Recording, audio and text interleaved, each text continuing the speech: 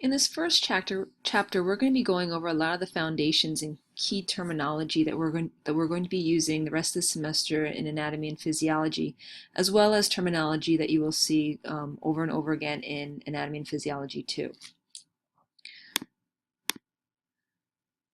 So first, a couple of definitions. When we say anatomy, what we're referring to is the actual structures, so the bones, the actual muscles, the actual nerves. When we're talking about physiology, what we're talking about is how they actually work or how they function. So we'll be talking about both aspects of different structures in the body throughout the semester. First, just a quick little review. You should remember this from high school biology. We have different levels of organization in our body. We have the chemical level. We're made up of atoms, which make up molecules, which then make up cells, which cells working together make up a tissue. Different tissues make up an organ. Different organs make up a system. And then different systems make up you. We'll be talking about different things predominantly in this class at the tissue level. However, when you get into Bio 202, you will be talking quite a bit at the organ as well as the system level. I also like to use zombies as examples throughout Bio 201. Now, the main reason being that you can do a lot of things to zombies and no one really cares. But they're also they make for really great thought questions, in all honesty. So for example, right, there's so much that's going wrong with their skin. So we can start theorizing, like, well, why is their skin falling apart? Why isn't it staying together? Why is it changing its color? Why don't zombies get tans? So once we start being able to answer those kinds of questions, as silly as they are, we start really to understand exactly how things work in the human body. Similar things for the skeletal, muscular, and nervous systems. We'll talk about, well, why do zombies walk the way they walk? Why can't they talk in complete sentences? Have you ever seen a zombie reading? No, they don't do those kinds of things. So we're going to talk about what happens when you damage certain areas of the brain, as well as other damage that can occur that then may lead to these sort of deficits that we see in zombies. Now, don't worry, we're not going to speak only about zombies. We will talk about real life problems and illnesses as well. All right, let's start with some of the important life processes in the human body. The first is metabolism. So metabolism is the sum of all the chemical processes in the human body. So basically this means metabolism is the sum of all the processes that will create things. So anabolism, think of anabolic steroids building muscle, as well as all the processes that will break things down, or catabolism. I always think of a cat like breaking down a scratching post. Okay. Responsiveness. So an important life characteristic is that individuals in your body can respond to stimuli. So they are given some sort of stimulus and they're able to make some sort of change in response to it. There is movement, which is exactly what you would think that means. Basically, you can move from point A to point B, as well as different cells can move from point A to point B. Growth, again, is pretty obvious. You can grow in one of two ways, and often it's a combination of both. You can either grow big, or you can grow by having more of something. So for example, you can grow because you have more cells, or you can grow because the cells that you have simply gotten bigger. Now, differentiation, what that means is that the cells will go from an unspecialized state to a specialized state. So you've all heard of stem cells, right? So basically these stem cells can become pretty much any cell in the body. So when they're in the stem cell form, they are undifferentiated. They can be anything. But once they differentiate, once they turn into bone or nerve or blood or what have you, they have now differentiated. They've now become specialized to a specific task. They can no longer become anything else. Okay. And then reproduction, again, it's pretty obvious what that means. When we use the term reproduction, I should say, we use it in one of two ways. Either we mean to produce a whole new organism, so a baby, basically, or we mean it as cells dividing and reproducing and replacing ones that may have been used or damaged.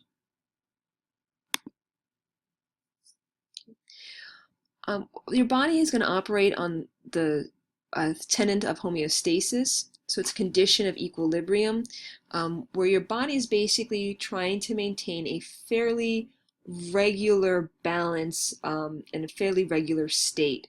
So for example, your body monitors your temperature levels. If you get too cold, you'll start to shiver. You get too hot, you start to sweat, all to maintain that temperature. Similarly with glucose levels, if your blood glucose levels rise, your body will release insulin. When they fall, they'll release glucagon to produce more glucose in the bloodstream. So again, you're trying to maintain a nice balance. As I was mentioning, homeostasis is always being disrupted, so either by heat, cold, even a lack of oxygen. If you are having to be in a high altitude, what you'll end up finding is you're going to start panting and breathing much more rapidly. Sometimes the homeostasis is interrupted by internal stimuli, so not something from the outside environment, but something from within. So for example, if all of a sudden and you've probably had this experience, you have to get up in front of a classroom and present a talk or something like that, you get really stressed out, right? Maybe you get dry mouth, maybe you get clammy hands. Nothing's going to happen to you, no one's going to beat you up, zombies aren't going to eat your brain or anything, but still it stresses you out. This is known as a psychological stressor, and your body reacts to this. They consider exercise also an internal stimulus because really it's you doing something, you're not being buffeted by the outside world. When we disrupt homeostasis, usually the disruption is mild, temporary. Hopefully whatever's stressing you out isn't lasting forever. Hopefully you're not giving a speech every day for the rest of your life, right? It's mild, it's temporary. You get a little bit nervous, maybe your stomach hurts, and then you go back to your seat and then you're fine after a little while. Okay. If the disruption lasts very long periods of time, this is when your body can no longer compensate and it leads to imbalances. You start seeing diseases, for example, ulcers, things like that. Okay. So a couple of other definitions. The difference between a disorder and a disease really is one of magnitude. So a disorder is an abnormality of structure or function. This is a very large umbrella term. This can mean anything. You can have a personality disorder, for example. Something is wrong, but it's not being very specific at all. A disease then is going to be more specific. Okay, so you look at signs, symptoms, and then you attribute that disease. Okay, so it's sort of like a subset of a disorder. Now the difference between a sign and a symptom is basically whether or not you can actually measure what it is that you're observing. Okay, so a sign is something that you can observe or measure. You can measure a fever using a thermometer. You can actually see a rash. You can even measure the size of the rash, maybe compare the color of it to something else. A symptom, on the other hand, you cannot measure. A headache. I can't actually see someone's headache. I have to rely on them to tell me how bad that headache is. Or nausea is another example. I cannot see how nauseous you are.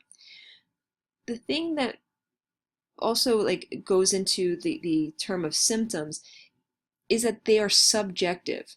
So one person's 10 headache, which is the absolute worst, might be on the same scale someone else's 5.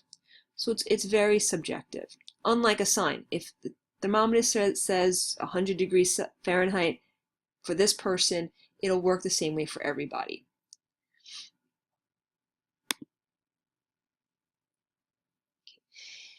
In general, the nervous and endocrine systems maintain homeostasis. They're going to send information to the different body parts, telling, for example, your sweat glands to sweat, or they will release it via hormones. We're not really going to talk about the endocrine system much in 201. We'll touch on a few hormones here and there, but that's more for Bio 202. We'll talk about the brain and the nervous system here in 201, especially toward the very end of this semester. Again, the nervous system is going to basically help you maintain your homeostasis, usually through sympathetic and parasympathetic innervations. This is your fight or flight system. You've probably heard of that term, as well as your rest and digest. So again, when you get a little bit nervous, like you have to go up and give a talk, your body is interpreting that nervousness to a fight or flight situation. So again, you start sweating. Your digestive system is going to be inhibited, maybe even to the point, like I was mentioning earlier, to a stomach ache. No one gave the sympathetic nervous system a memo that your head was not going to be eaten by a zombie. However, it just knows that you're stressed out, so it's going to react that same way to try to maintain homeostasis to protect you.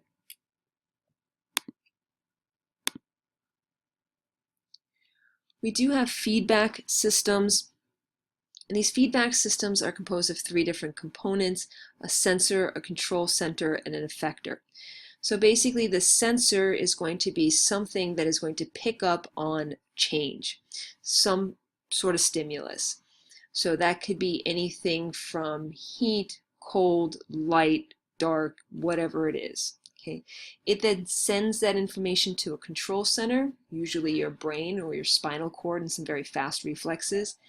And then that outgoing information is then sent to a muscle or maybe a sweat gland or something like that to say then, okay, move away from the hot thing. Close your eyes due to the bright light, whatever that might be. And then the sensor picks up, is constantly relaying this information. As you can kind of see, it's this feedback loop, basically saying, monitoring the environment, saying like, oh, okay, it's okay now, it's no longer hot, or it's no longer bright, I can open up my eyes again. In general, there are 2 types of feedback systems. There's a negative feedback system as well as a positive feedback system. Basically, a negative feedback system is going to reverse the original stimulus, and the vast majority of feedback systems are this way. A positive feedback system is sort of like a snowball rolling down the hill. It gets bigger and bigger and bigger. So let me just give you an example of a negative feedback system. And you don't necessarily have to worry about the different terms here. Just understand how it functions.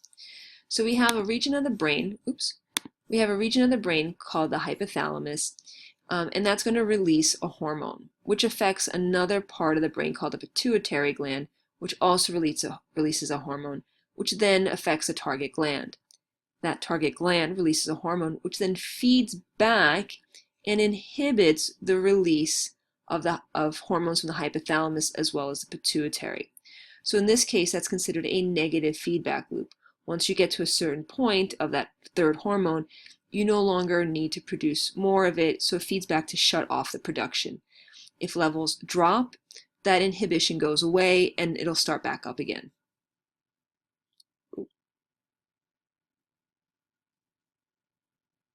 Oops. Okay. A positive feedback loop, on the other hand, is totally different. It keeps going and building on itself. Classic example is that of childbirth. So here we have the head of the baby is going to push against the cervix.